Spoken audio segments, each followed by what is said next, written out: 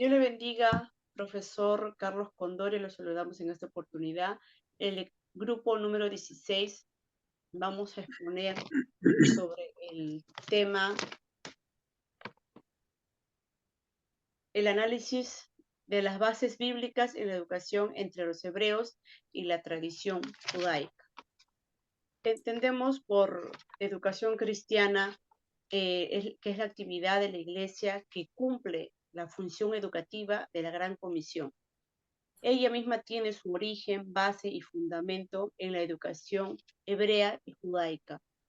En esta pequeña exposición conoceremos la importancia de la educación hebrea, que es del Antiguo Testamento, y la educación judaica del periodo intertestamentario y neotestamentario. Como objetivo tenemos el analizar las bases bíblicas de la educación de los hebreos. Conoceremos la tradición judaica y su impacto en la educación cristiana a través de la historia. También tenemos la relevancia de los fundamentos de la educación cristiana en el contexto actual de la iglesia de hoy. Adelante con mi compañero.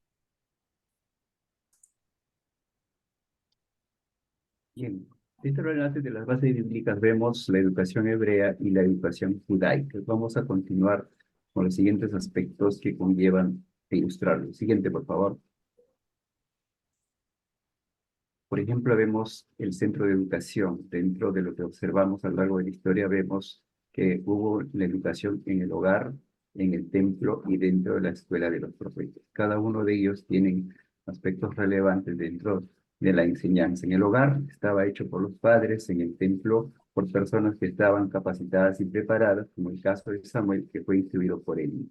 De los profetas podemos decir eran lugares de enseñanza porque ellos eran los que impartían la enseñanza, que era un mensaje de advertencia o de exhortación para la obediencia a Dios. Siguiente, por favor.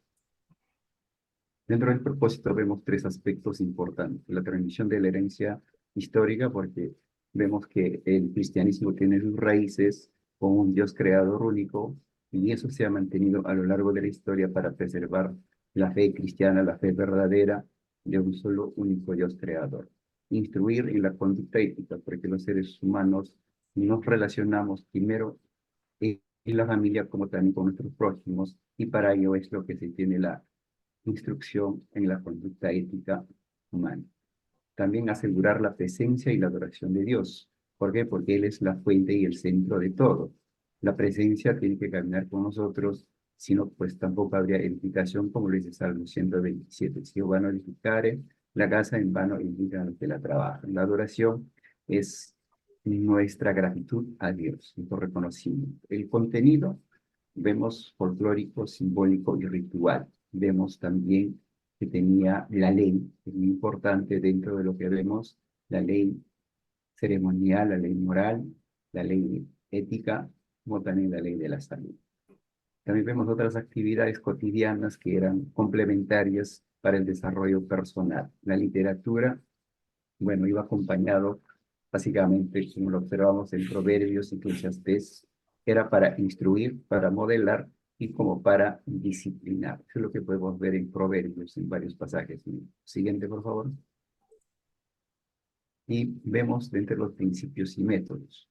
Podemos ver que el principio principal es Dios dentro de esta educación. Y su metodología que utilizaron los educadores ha sido la oral, la memorística y el uso de las parábolas. Hasta aquí puedo concurrir mi posición. Amén. Las tradiciones judaicas se basan en dos puntos, en la sinagoga y la educación primaria. Su introducción, al principio de Abraham, Isaac, Jacob, la educación judaica se centra en valores como la justicia, la oración y el aprendizaje, y la comprensión y la responsabilidad social. La idea de tener las sinagogas, lugares de adoración, propósito, era la adoración y el estudio de la ley, y la enseñanza a los niños fue aceptada no solamente entre los judíos, sino también entre los regresados de Palestina. En los lugares donde había poblaciones grandes de los judíos, existían varias sinagogas. Se dice que posiblemente había unas 480, En aquel tiempo existía una relación íntima entre la ley y las sinagogas. Algunos historiadores judaicos como Josefo y Filón decían que las sinagogas tenían sus principios en la época de Moisés. La educación primaria. La educación judaica formal fue una educación religiosa. Por tal motivo tiene que ser considerada como la tesorera educación cristiana. El Nuevo Testamento, la palabra escuela se menciona una sola vez en el libro de los Hechos, en el capítulo 19, el verso 9.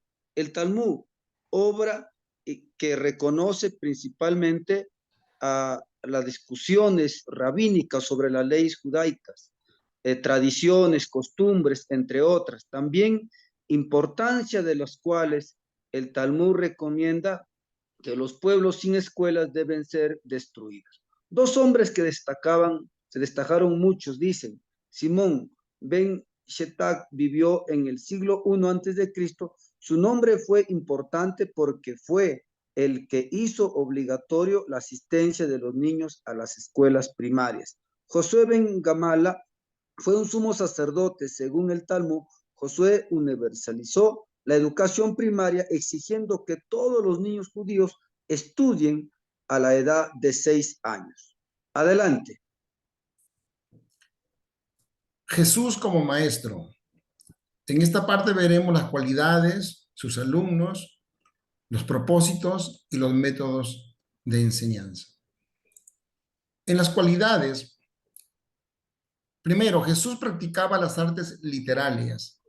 Asimismo, podemos leer en Lucas 4, de 16 al 20, la habilidad de leer con autoridad en la sinagoga. Asimismo, también demostraba familiaridad con la habilidad de escribir, según Juan 8 al 9.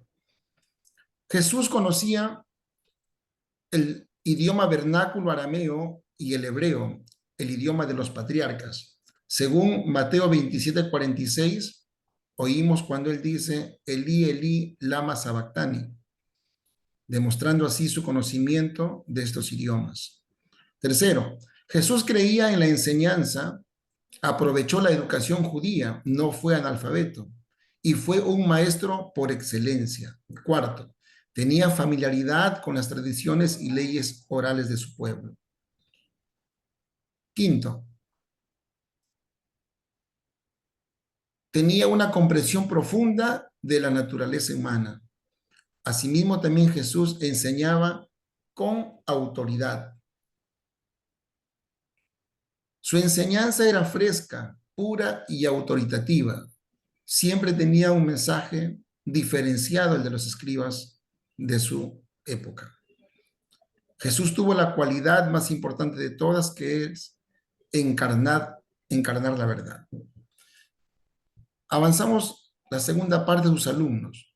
Primero, sus alumnos no fueron perfectos, fueron personas con problemas, con falta de entendimiento, con sus propios puntos de vista, con muchos conceptos inadecuados para entender bien su mensaje. Es por ello que nuestro Señor tuvo que usar diferentes metodologías para llegar a sus alumnos. Segundo, Jesús enseñaba principalmente a adultos, aunque no exclusivamente, porque, por ejemplo, Jesús bendice a los niños y en una ocasión usó el almuerzo de un niño para darle de comer al gentío. Y tercero, Jesús a través de su ministerio mostró un patrón general que seguía su enseñanza.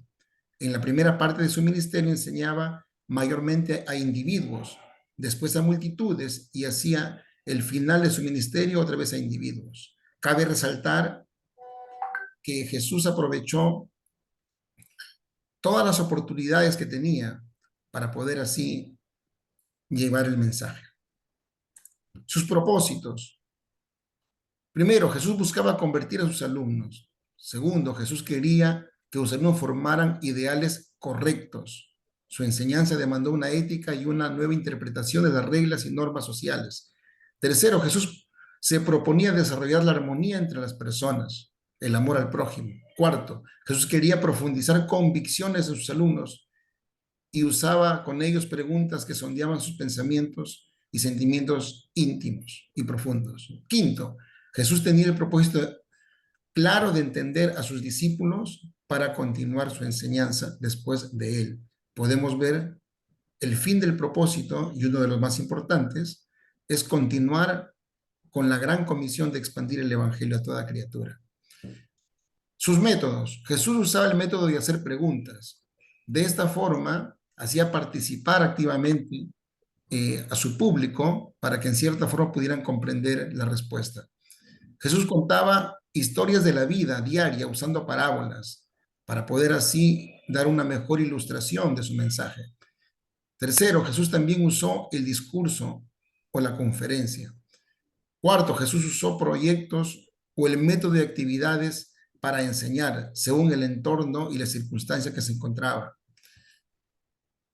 Jesús usó las ayudas visuales que tenía en su entorno. Y para terminar, Jesús usó el método de ser un modelo bueno en todo lo que decía. La importancia de estos fundamentos: primero, la educación teocrática basada en un único Dios, que es Jehová. Segundo, la enseñanza proviene de nuestro Creador con verdad inefable. Tercero, previene la contaminación y engaño de las filosofías u otras culturas.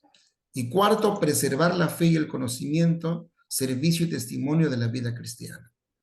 Como conclusión, corresponde a nuestro hermano y compañero de grupo, Víctor Gaviria, quien está aquí, pero que tiene problemas con el video y con su audio, para lo cual daré su parte.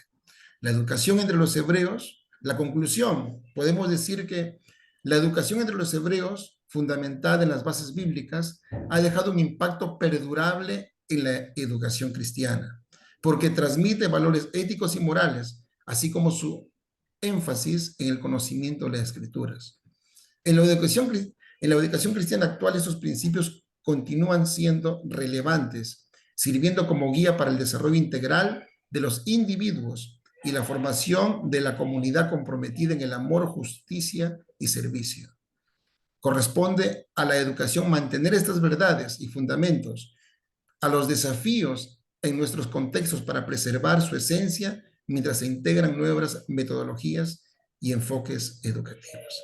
Hasta aquí nuestro trabajo. Agradecemos por su atención. Somos el grupo 16. Que Dios les bendiga. Gracias.